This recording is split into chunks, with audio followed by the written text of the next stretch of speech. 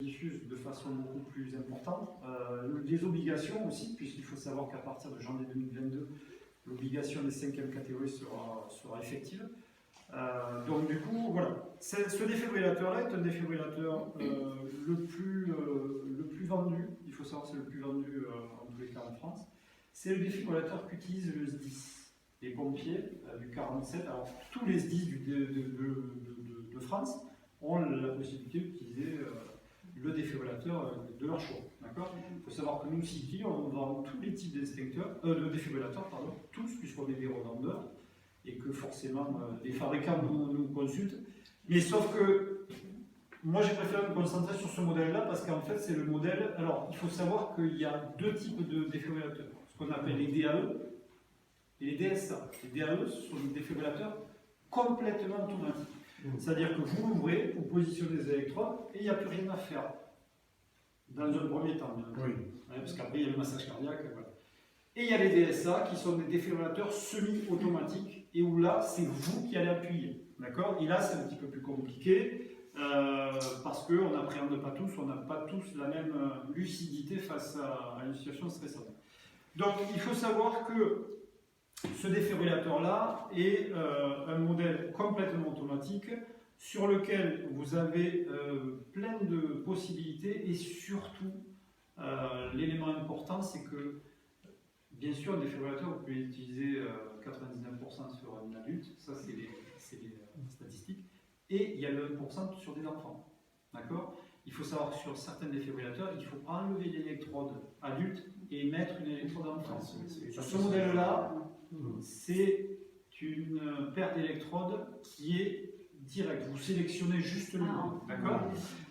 Ce modèle-là, à utiliser, c'est très simple. On a juste qu'à lever. D'accord ? Alors ça, c'est une housse de protection. Ici, vous avez la petite flèche, vous levez. Et le défibrillateur se met en marche. D'accord ? Il est présélectionné sur le mode adulte. Retirez les vêtements du torse de la victime. Voilà. Et si c'est un enfant, mode enfant. D'accord ? Les électrodes, d'accord, sont les mêmes. Rouge pour libérer les électrodes. Les électrodes sont les mêmes, d'accord ? Mais quoi qu'il en soit, vous avez vu, j'ai sélectionné le mode enfant, mais il est présélectionné sur le mode adulte. Et le mode enfant. Mode adulte. Pardon ? Justement, j'allais vous le dire. Le mode enfant, c'est lorsque vous avez un enfant de 8 ans, moins de 30 kg. D'accord. Et en dessous de 8 ans. En dessous de 8 ans et moins de 30 kg. D'accord. Jusqu'à 8 ans, 30 kg. Au-delà, c'est considéré comme un adulte. Il faut savoir en fait que le défibrillateur, lui, il va faire une auto-analyse. D'accord ? À partir du moment où on a effectué les premières étapes qui sont de lever le défibrillateur, de le mettre en marche, on tire la poignée, il y a deux électrodes qui sortent. D'accord ? Il faut savoir que le courant doit traverser le cœur. Ces électrodes-là, il y a des petits pictogrammes sur les électrodes qui vont vous indiquer la position de pose de l'électrode. Il faut savoir qu'en général, il y en a une qui est à l'intérieur, d'accord, sur la poitrine, d'accord, au niveau du sternum, et une sur le flanc. Le courant doit traverser le cœur, c'est pas compliqué, d'accord. Et il y a trois éléments importants à prendre en compte. Ce que j'appelle moi les éléments parasitaires, d'accord, que sont les vêtements. C'est un élément parasite, bien sûr, on est bien d'accord, on ne va pas poser une électrode sur les vêtements. Et le deuxième élément, pour les hommes, ce sont les poils. D'accord ? Il faut savoir que en fait, la qualité de pose de votre électrode va conditionner la qualité de transmission de l'électricité, ou en tous les cas de l'impulsion électrique du défibrillateur. Donc, vous avez une petite trousse de premier secours. Dans cette trousse, vous avez un rasoir. Ah oui, quand même. Ouais, vous avez un rasoir, vous avez un petit ciseau, et vous avez éventuellement alors c'est une espèce de compresse nettoyante, parce que le deuxième élément parasitaire, c'est l'humidité. Il faut savoir que la victime doit être sèche, d'accord ? Encore une fois, parce que la qualité du choc électrique est conditionnée aussi par le fait que la victime doit être sèche, dans un endroit sec. Donc si la victime est humide, vous avez de quoi en tous les cas nettoyer, éponger, voilà, faire en sorte que la zone de pose de l'électrode doit être parfaite. D'accord ? Le troisième élément important à prendre en compte, et ça c'est un élément décisif par rapport aussi à vous, hein, pas forcément par rapport à la victime, mais par rapport à vous, c'est qu'il ne doit pas y avoir de pièces métalliques tout autour. Il faut savoir qu'un choc électrique va être envoyé et il ne faut pas que ce soit vous qui le receviez, ce choc électrique.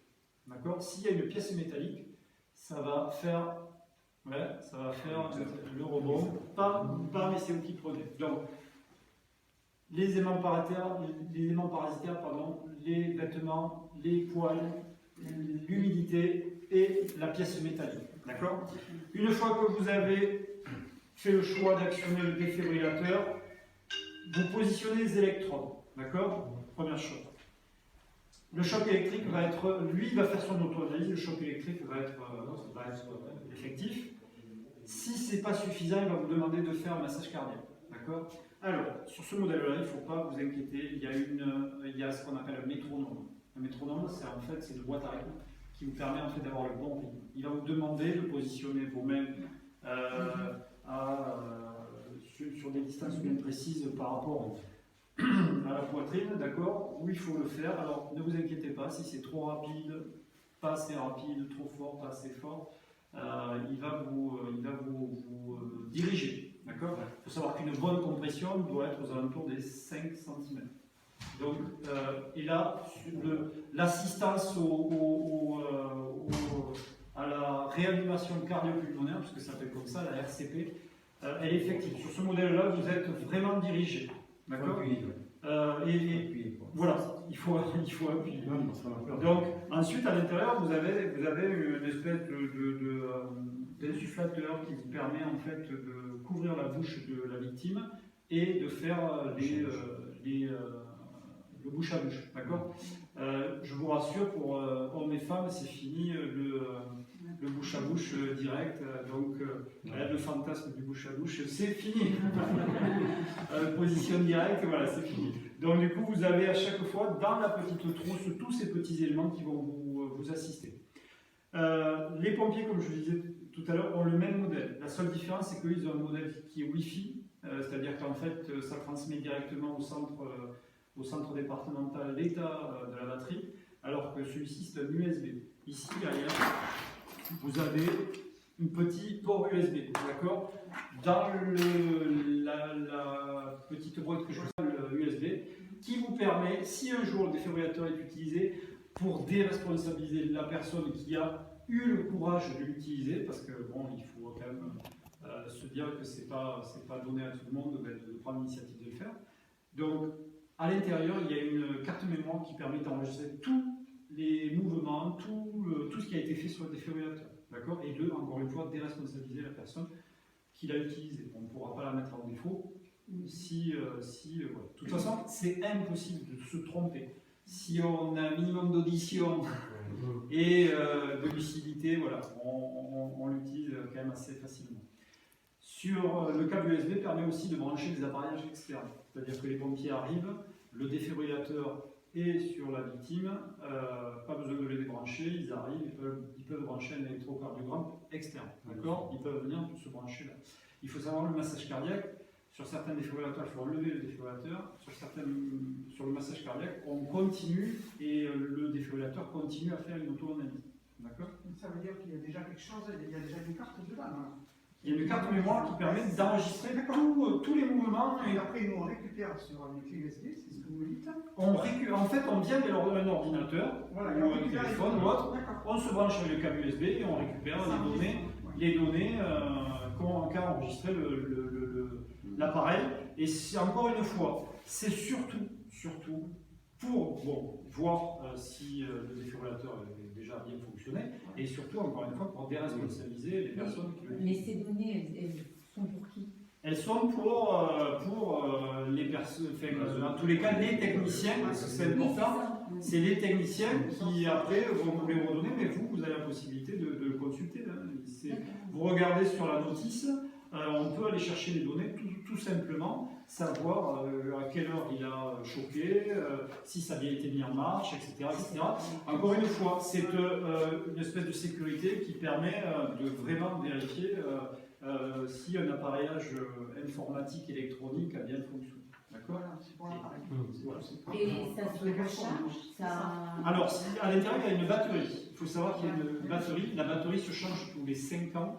Et les électrodes, sur ce modèle-là, ce qui est bien aussi, c'est que certains modèles se changent tous les 2 ans. Ce modèle-là se change tous les 5 ans également. De toute façon, il y a ici à l'intérieur, vous voyez, on est en 2021. Mode adulte. Hop, on est en 2021, l'électrode se changera en 2026. Donc ça nous laisse un peu de temps. Vous voyez, ça nous laisse encore un petit peu de temps devant nous. J'espère qu'on sera tous là. C'est ce qui est important.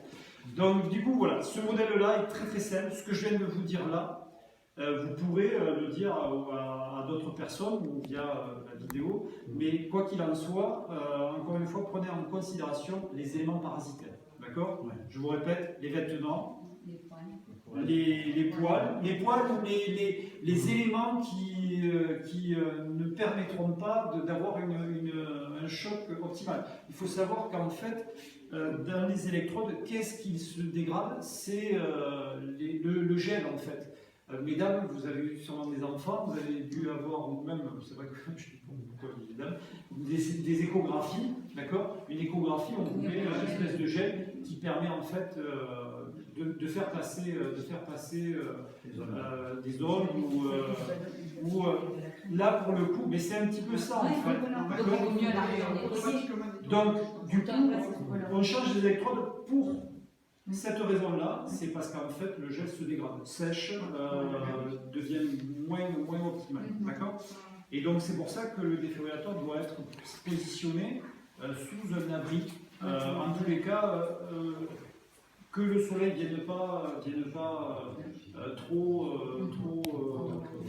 endommager. Donc voilà, c'est des appareillages électriques et électroniques, donc il faut faire attention. Est-ce que vous avez des questions? Non? Question? Bon, donc voilà, donc prenez en compte tout ça. Si vous avez besoin après d'informations plus techniques, vous avez une notice dans la petite boîte qui est vraiment très très bien fait. Je vous avais également envoyé, si ma mémoire est bonne avec le devis, c'est ce que je fais à chaque fois, un petit PowerPoint de présentation. Je pense que vous avez dû l'avoir. Un PowerPoint par mail, je vous l'avais pas envoyé. Et en fait, ce PowerPoint-là est super parce que ça vous présente l'appareil. Après, avec des données plus techniques. On parle après d'impédance, etc. Vous savez ce que c'est l'impédance? L'impédance, en fait, c'est on a tous comment on va dire, le corps dégage de l'électricité. Et on a tous selon, il y a des petits, des grands, des gros, des maigres, et en fait le défibrillateur s'ajuste, puisque du coup, des fois ça peut faire plus ou moins, donc du coup le défibrillateur s'ajuste. Et dans le PowerPoint, en fait, vous avez vraiment des données techniques bien précises. Voilà. Si vous voulez avoir, je sais qu'il y en a certaines des fois qui aiment bien savoir et tout connaître. Dans le cas où je ne voulais pas envoyer, j'essaierai de vous le retransmettre parce qu'il est vraiment bien. Il est vraiment bien. Ça donne quelques statistiques, quelques pourcentages qui sont pas des fois intéressants à savoir. D'accord. Voilà. Est-ce que oui. Juste pour parce que je suis en train de